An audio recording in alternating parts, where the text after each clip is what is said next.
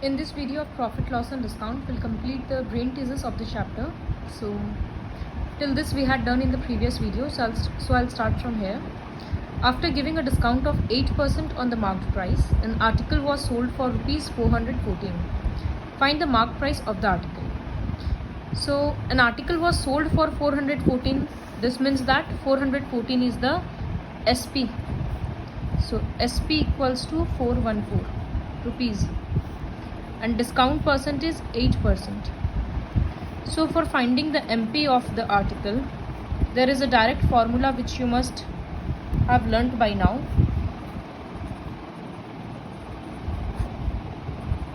This is the formula. So just replace the numbers. Instead of SP you will write and 100 minus 8. Now 414 into 100 by 92. So cut the numbers and find the answer. Second question. A fan is sold for rupees 650. The gain is 1/4 of the CP. So find the gain percent. A fan is sold for 650. This means that SP of fan equals to rupees 650. Now gain को CP के terms में दिया हुआ है और CP हम लोगों को पता नहीं है, तो let the CP of fan equals to X. तो गेन कितना है? 1/4 ऑफ CP. इसका मतलब 1/4 ऑफ के बदले इंटू CP के बदले X. तो ये X/4 हो रहा है. तो अब हम लोगों को X का वैल्यू निकालना है, ये तो क्लियर है. तो गेन का क्या फॉर्मूला होता है actually? Gain equals to SP minus CP.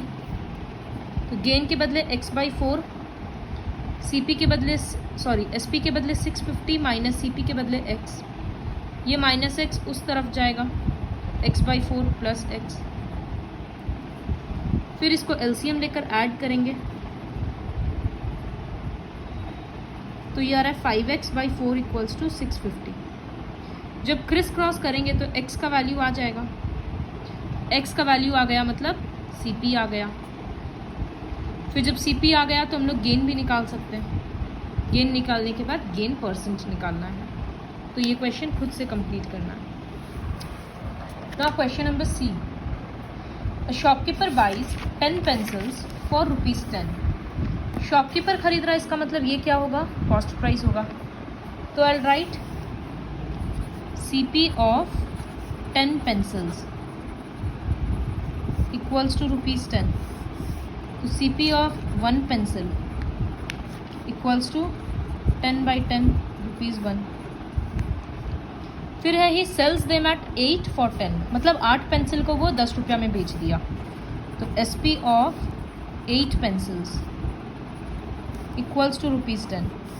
तो SP ऑफ, क्योंकि SP और CP सेम नंबर का नहीं है तो 1 से कंपेयर करेंगे हम लोग, तो इसी वजह से SP ऑफ 1 पेंसिल भी निकालेंगे. ये होगा 10/8, रुपीज़ का साइन देना. ये जब डिवाइड करेंगे तो आएगा रुपीज़ 1.25. तो एक पेंसिल का कॉस्ट प्राइस 1 रुपया है और वो बेच रहा है 1 रुपया 25 पैसे में. तो ऑब्वियसली सेलिंग प्राइस ज़्यादा है तो प्रॉफिट हो रहा है. तो profit equals to SP minus CP. So rupees 1.25 minus 1 0.25. 1.25 minus 1 के लिए 1 को यहाँ लिखना, पीछे मत लिख देना. तो अब प्रॉफिट परसेंट निकालना है. सो प्रॉफिट है 0.25 बाई कॉस्ट प्राइस मतलब 1 इंटू 100 और परसेंट का साइन. यहाँ से जीरोज हटाकर, डेसिमल हटाकर खुद से सॉल्व करना. Question number 8. Find the rate of GST if an article marked at this is sold for this. Marked price दे दिया, सेलिंग प्राइस दे दिया, तो कितना GST लगा वो इंसान का? 900 रुपया. This minus this. तो GST का परसेंट कैसे निकालेंगे? पहले तो पूरा लिखना, marked price equals to this, amount for which it is sold equals to this.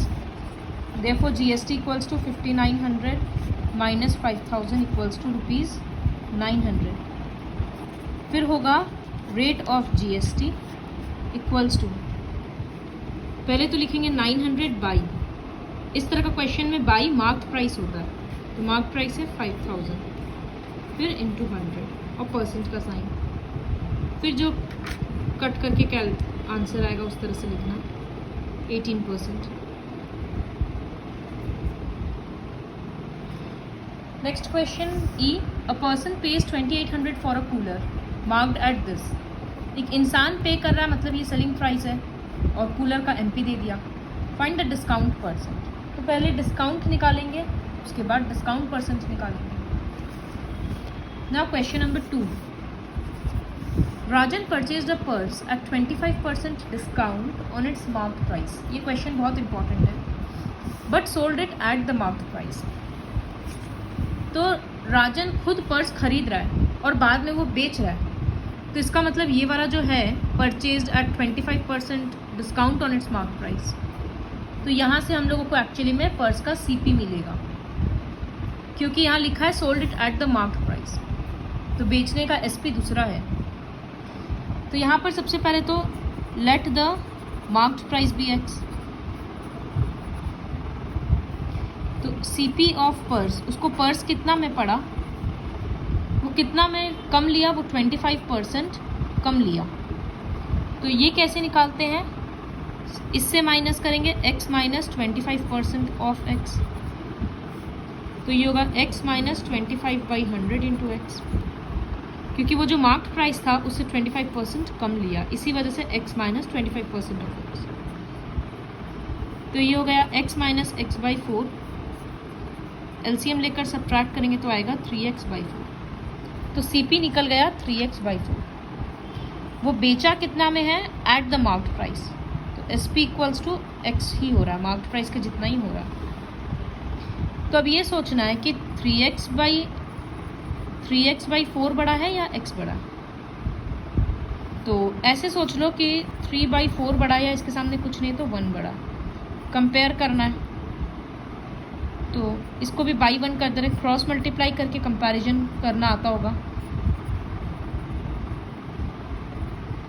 Second number बड़ा आया, सेकंड वाला प्रोडक्ट, तो इसका मतलब ये बड़ा है, ये बड़ा है मतलब सीपी बड़ा है, सॉरी एसपी बड़ा है, तो इसीलिए प्रॉफिट होगा।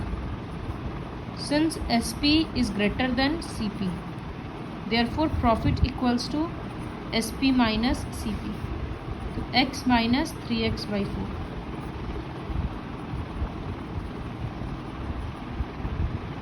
तो प्रॉफिट आ गया। अब प्रॉफिट परसेंट निकालना है, तो ये होगा प्रॉफिट बाई सीपी। सीपी है 3x/4 इंटू 100%। तो x/4 इंटू, जब ये वाला लिखेंगे तो रेसिप्रोकल करके लिखना होगा, तो 4/3x इंटू 100%। x कट गया, 4 कट गया, तो ये आ गया 100/3%, मतलब 33 1/3%। तो इस तरह से प्रॉफिट परसेंट निकल गया। ये क्वेश्चन बहुत इंपॉर्टेंट है। अब ब्रेन टीजर्स का एक्चुअली सारा ही ये वाला क्वेश्चन इंपॉर्टेंट है इसके बाद का। So question number 3, Jasleen marks her goods at 30% above the CP. तो वो अपना एमपी क्या कर रही है, हम जैसे बताए थे कि शॉपकीपर्स दाम बढ़ा कर लिखते हैं, तो वो कितना बढ़ा रही है, जितना में वो खरीदी है सीपी उससे 30% ज़्यादा। तो क्लियरली समझ में आ रहा है कि सीपी को x लेंगे, so let the CP be x। तो मार्क्ड प्राइस कितना होगा, वो सीपी में 30% इंक्रीज़ कर दी, तो 30% ऑफ x। ये x को ऐड मत करना भूलना, क्योंकि वो इससे बढ़ा कर दी है तो प्लस करना होगा। तो ये होगा x प्लस 30/100 इंटू एक्स, तो ये x प्लस 3x/10 एलसीएम लेकर करेंगे तो मार्क्ड प्राइस आ गया 13x/10। ये मार्क्ड प्राइस हो गया। अलाउज अ डिस्काउंट ऑफ 25%, तो डिस्काउंट है 25% ऑफ, हमेशा मार्क्ड प्राइस पे कैलकुलेट होता है, तो 25% ऑफ एमपी। ये होगा 25/100 इंटू 13x/10।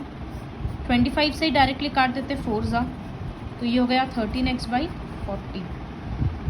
जब मार्क्ड प्राइस पता है, डिस्काउंट पता है, तो सेलिंग प्राइस निकाल सकते हैं, क्योंकि देखो निकालना क्वेश्चन में फाइंड द गेन और लॉस परसेंट।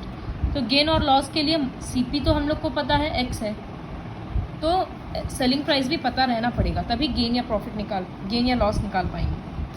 तो सेलिंग प्राइस क्या होगा, मार्क्ड प्राइस माइनस डिस्काउंट। तो मार्क्ड प्राइस के बदले 13x/10 माइनस डिस्काउंट के बदले 13x/40।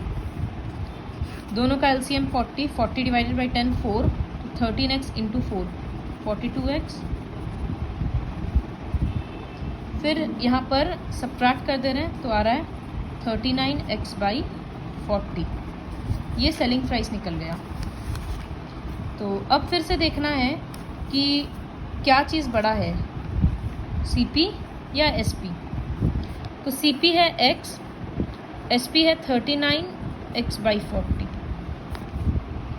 तो फिर से यहाँ नंबर है 1 और यहाँ नंबर है 39/40। इसको बाई 1 कर दो। हमेशा मल्टीप्लाई कंपैरिजन के टाइम पे ऐसे किया करो। तो पहले लिख रहे हैं 1 इंटू 40 40, दूसरी बार लिख रहे हैं 1 into 39 39।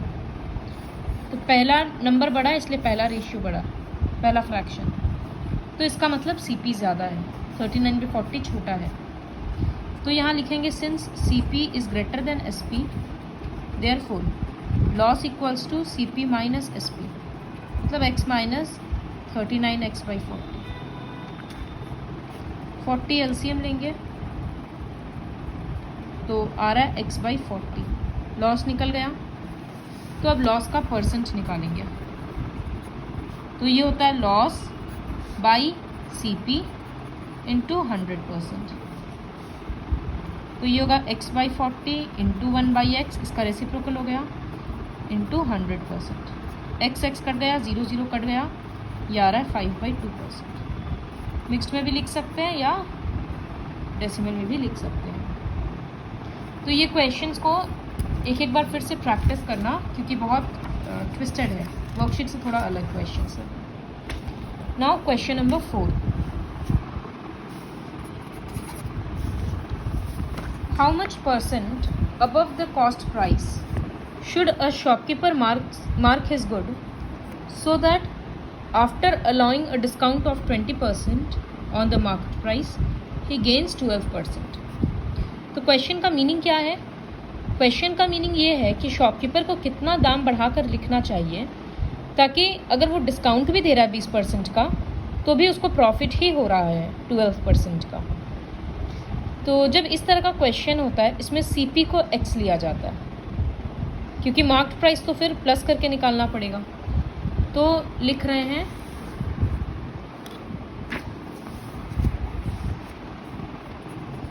Late the CP be x. तो अब देखो इस क्वेश्चन में एसपी और मार्क्ड प्राइस सब कुछ निकालना पड़ेगा। तो कॉस्ट प्राइस से डिस्काउंट का तो कोई काम आएगा नहीं, तो गेन परसेंट दिया हुआ है यहाँ पर 12%। तो फिर हम एसपी निकाल सकते हैं, CP into 100 plus gain percent by 100। तो सीपी के बदले x इंटू 100 प्लस 12, तो 112 बाई 100। ये कट हो रहा है 2 से, 56/50 23/25। तो सेलिंग प्राइस आ गया 23x/25, सॉरी 28। अब इसके बाद डिस्काउंट परसेंट पता 20%। तो मार्क्ड प्राइस का जो डायरेक्ट फॉर्मूला है SP into 100/100 minus discount percent, उसको यूज़ करेंगे। तो यहाँ सेलिंग प्राइस के बदले क्या लिखेंगे 28x/25, फिर इंटू 100/100 माइनस 20। तो ये वाला 25 एक्चुअली डिनोमिनेटर में ही आ जाएगा। तो 28x इंटू 100/25 और 100 माइनस 20 80। 25 4 ज़ा कट हो गया, 4 से ये 20 पे कट हो गया, फिर ये दोनों कट रहा है वापस 4 से, 4 5 ज़ा 4 7 ज़ा। तो मार्क्ड प्राइस कितना आया 7x/5।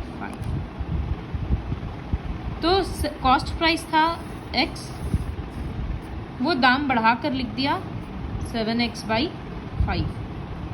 तो कितना परसेंट बढ़ाया परसेंट बढ़ाया तो सबसे पहले निकालेंगे कितना बढ़ाया, दोनों को माइनस कर देंगे। सपोज 100 रुपया का कॉस्ट प्राइस था, वो मार्क प्राइस लगा दिया 120, तो हम लोग बोल सकते हैं वो 20 रुपया बढ़ाया, माइनस करके निकालें।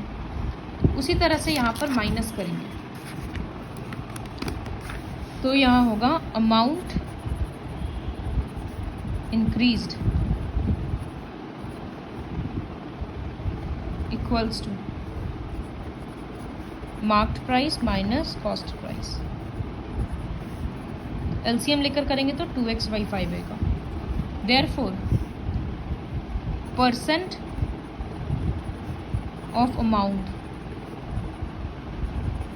इंक्रीज्ड, कितना परसेंट बढ़ाया, तो जो अमाउंट बढ़ाया वो, फिर बाई क्या होगा, बाई हमेशा कॉस्ट प्राइस होता है, ओरिजिनल प्राइस होता है, तो वो कॉस्ट प्राइस है। तो 2x/5, x के बदले 1/x इंटू 100%, यहाँ कट करेंगे तो 40% आएगा। तो इसका मतलब वो अपने सामान पे 40% बढ़ाकर ही दाम लगाया है। Now coming to the 5th question. Rohit marks his good 40% above the CP but allows a discount. तो यहाँ कितना बढ़ा रहा है, 40% अबव CP पता है, तो CP को x ले लेते हैं, तो पहले लाइन में ही, दूसरे लाइन में ही फिर मार्क प्राइस निकल जाएगा। तो लेट CP बी x, तो मार्क्ड प्राइस कितना होगा, x प्लस 40% ऑफ x, क्योंकि वो 40% बढ़ाकर लिख रहा, x प्लस 40/100 इंटू एक्स, या रहा x प्लस 2/5x, एलसीएम लेकर करेंगे तो 7x/5, मार्क प्राइस आ गया। फिर लिखा है कि वो डिस्काउंट देता है, स्टेप बाय स्टेप इस तरह का सम्स को करना। फिर लिखा है कि वो डिस्काउंट देता है 5% का, तो discount equals to 5% off, 5% off mark price मतलब 7x/5, तो ये आ रहा है 5/100 इंटू 7x/5, 5 कट गया तो डिस्काउंट आया 7x/100। तो सेलिंग प्राइस कितना होगा, marked price minus discount, mark price मतलब 7x/5, डिस्काउंट मतलब 7x/100। एलसीएम लेंगे तो ये 20, तो 20 इंटू 7 140x माइनस 7x, तो ये आ रहा है 133x/100, ये सेलिंग प्राइस निकला। अब फिर अगर क्वेश्चन पढ़ेंगे तो लिखा है what actual profit does he make if he gets 1064 after allowing the discount. बोला उसको डिस्काउंट देने के बाद 1064 रुपीज़ मिल रहा है, तो ये 1064 क्या है, जो रुपया उसको शॉपकीपर दे रहा है, इसका मतलब वो तो सेलिंग प्राइस है। तो हम लोग सेलिंग प्राइस अभी अभी एक्स के टर्म्स में निकालें, और सेलिंग प्राइस हम लोगों को पता भी है। तो according to problem 1064 equals to ये वाला सेलिंग प्राइस, ये क्रॉस मल्टीप्लाई हो जाएगा 1064 इंटू 100 बाई 133, कट गया और ये 8 आ गया, तो x इक्वल्स टू 800। तो x क्या था, CP था, देयरफॉर CP इक्वल्स टू ₹800। और SP को वापस मत कैलकुलेट करना, SP तो पता ही है 1064, तो 1064।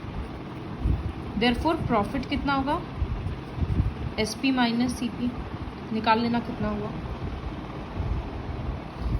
Now the last question, question number 6। Mister Kumar went to shopping with his family to a mall. Mrs Kumar के लिए साड़ी, बच्चों के लिए कपड़ा, shirt for mister Kumar, total इतना बिल हुआ। अब GST चार्ज होगा, तो टोटल अमाउंट वो कितना देंगे। तो सबसे पहले तो लिखेंगे cost of sari, cost of clothes, cost of shirts equals to this, total cost equals to सबको ऐड कर देंगे। फिर सबको ऐड करने के बाद जो अमाउंट आएगा उसमें चार्ज करेंगे 12%। तो एक्चुअली हम कैलकुलेशन किए थे, सबको ऐड करने के बाद आ रहा था टोटल कॉस्ट इक्वल्स टू आया 32225। तो GST कितना होगा 12% ऑफ 32225, तो निकालना 12/100 इंटू दिस। फिर यहाँ जो अमाउंट आएगा उसको टोटल कॉस्ट के साथ ऐड कर देंगे तो बिल का अमाउंट आएगा, क्योंकि वो GST भी भरेगा और जो खर्चा हुआ है वो भी भरेगा। तो complete this brain teasers with the help of the video.